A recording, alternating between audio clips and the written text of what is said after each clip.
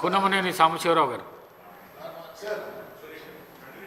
అధ్యక్ష, మన ముఖ్యమంత్రి గారికి మనస్ఫూర్తిగా ధన్యవాదాలు తెలియజేస్తా ఉన్నాను. సురవరం ప్రతాప్ రెడ్డి గారు తెలంగాణ ప్రథమ వైతాళికులు. వారు ఒక భాషాపరమే కాదు, తెలంగాణ చరిత్ర సంస్కృతిని ప్రతిబింబించే విధంగా ఆనాటి నిజాం వ్యతిరేక పోరాటంలో కానీ, తెలుగు భాషా ఉద్యమ అభివృద్ధిలో కానీ, అలాగే మూఢనమ్మకాలకు వ్యతిరేకంగా కానీ, మారుమూల ఉన్నటువంటి మహబూబ్ నగర్ జిల్లాలో ఒక అటుపక్క కర్నూలు, ఇటుపక్క వీరి గ్రామం, వారి సర్వం త్యాగం చేసినటువంటి గొప్ప వ్యక్తి. ఆయన పేరుకి పరిశీలనకి ముఖ్యమంత్రి గారు అంగీకరించడం చాలా సంతోషదాయకం, అభినందనీయులు. కేసీఆర్ గారు కూడా ఇంతకుముందే ప్రతిపాదన చేశారు కాబట్టి ఇతర పక్షాలు కూడా అంగీకరిస్తే, ఆయనేమి మా పార్టీ ఏం కాదు, ఒక ప్రతిపాదన వచ్చింది కాబట్టి అందరూ ఆమోదిస్తే బాగుంటుందని నేను కోరుతా ఉన్నాను. రెండోది, ఈ స్పోర్ట్స్కి సంబంధించి కూడా ఈ సభలోనే ముఖ్యమంత్రి గారు సిరాజ్ గురించి, అలాగే ఈ నెకన్ జరీన్ గురించి కూడా మొన్న ఈ మధ్య ప్రస్తావన చేశారు. చేసిన వెంటనే వారిని ప్రోత్సహించే విధంగా వారికి ఉద్యోగ స్థాయి కల్పన కానీ ఇతర సహాయం చేస్తూ ఒక బిల్లుని ప్రవేశపెట్టడమే కాక ఒక స్పోర్ట్స్ పాలసీ నిజంగా ఆయన చాలా తప్పిస్తున్నాడు కొత్త మార్పుల కోసం.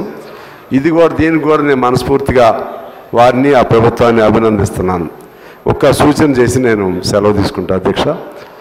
ఈ స్పోర్ట్స్ పాలసీలో భాగంగా చిన్నతనం నుంచే పిల్లలు ఎవరైతే ఇప్పుడు ఫస్ట్ క్లాస్ దగ్గర నుంచి సెకండ్ క్లాస్ దగ్గర నుంచి స్పోర్ట్స్లో యాక్టివ్గా ఎవరు ఉంటారో ఐడెంటిఫై చేసి వారికి పూర్తిగా ఉచిత విద్యా అవకాశాన్ని కల్పిస్తే అది పెద్ద ప్రోత్సాహం అవుతుంది. ప్రైవేట్ స్కూల్స్ అయినా ఏ కాలేజీల్లో అయినా సరే ఆ విధంగా స్పోర్ట్స్లో రాణించే వాళ్ళకి ఉచిత విద్యని కల్పిస్తే చాలా ఒక ప్రోత్సాహకరంగా ఉంటుంది.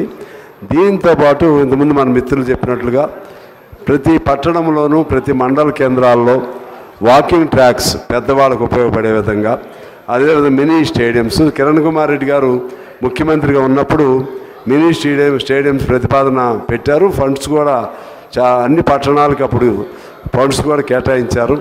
మేమందరం కూడా శాసనసభ్యులుగా ఉన్నప్పుడు, కానీ అది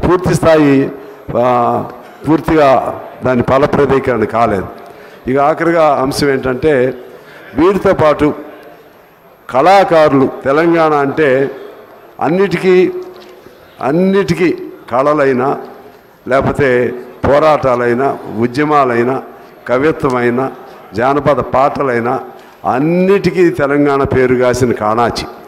కళాకారులకు కూడా ఒక పాలసీ తీసుకుని వచ్చి వారికి ఇప్పుడు మా జయరాజు హాస్పిటల్లో ఉన్నాడు, అట్లనే గద్దర్ గారు ఈ మధ్య చనిపోయారు.